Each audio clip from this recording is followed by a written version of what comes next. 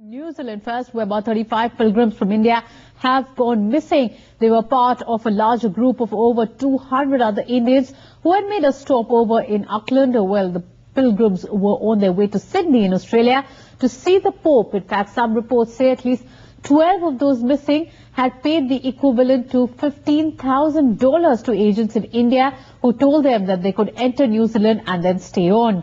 Those missing are all male between the age of 17 and 35.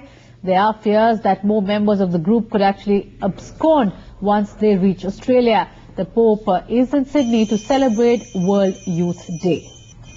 Meanwhile, Steve Jones from the Labour Department in New Zealand has told your channel that an immigration scam cannot be ruled out. He, however, refused to comment any further.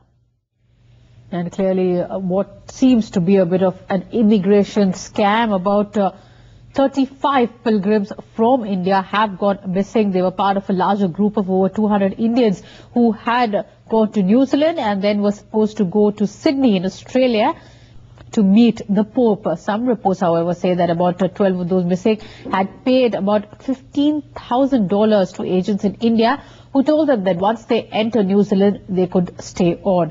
Now, there are fears that more members of the group could actually abscond once they reach Australia. And those missing are all male between the age of 17 and 35.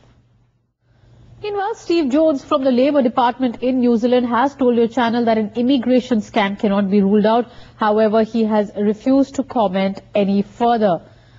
Well, 35 Indian pilgrims there going missing in New Zealand in what the Australian authorities as well as New Zealand authorities seem to think is an immigration scam, as some 15 of the 200 Indians who had gone there had paid about $15,000 to agents in India.